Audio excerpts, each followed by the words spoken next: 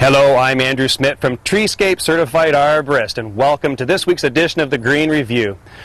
We're on site here today at Johnson's Greenhouse and Garden Center, and we're going to be talking a bit about selecting the proper tree for the right location on your property. And a lot of times when we're looking at selecting a tree to plant on our property, we're looking at three main things. The first is, what kind of function do we want the tree to perform around our property? And there's a lot of things that we may be looking for. Things like wind block, a privacy shelter. Perhaps we're looking to reduce the cooling costs by putting a shade tree in, reducing the noise barrier from a very busy street. Perhaps we're looking at adding a landscape feature around our yard. Sometimes we're looking at putting trees in that give us good fruit production or provide habitat to local wildlife. We can even increase the value of our property.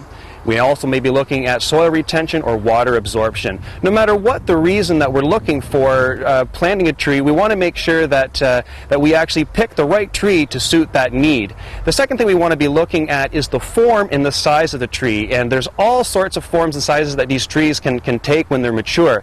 And Frank Lloyd Wright, who's a famous architect, once said that form follows function. And when it comes to selecting a tree, he's absolutely right.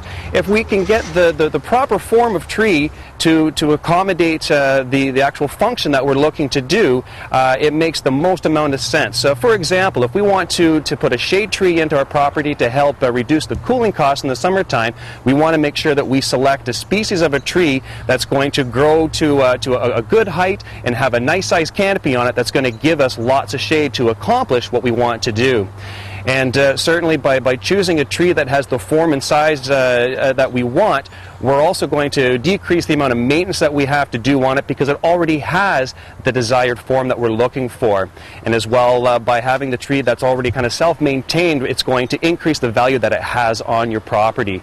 And we also certainly need to consider what size and shape the tree will be at maturity. That's the most important thing. So we need to consider not only what the tree looks like when it's at the nursery, but we need to look ahead 5, 10, even 15 years to get a feel for how wide is this canopy going to be, how large is the canopy going to be, and what kind of leaf it's going to have on the tree.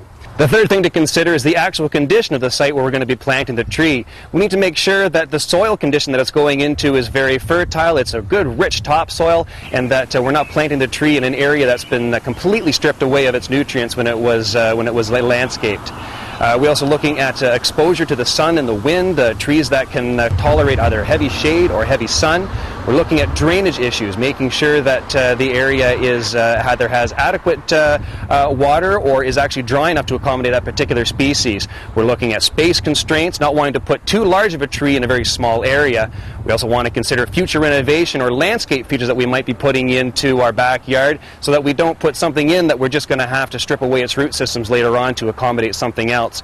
We also want to consider the hardiness zone that the species that you're looking at can tolerate. And this particular area is actually classified as a zone 5. So trying to put something else in that's perhaps deemed to be more tolerant to an area further south of here or further north of here might not take as well.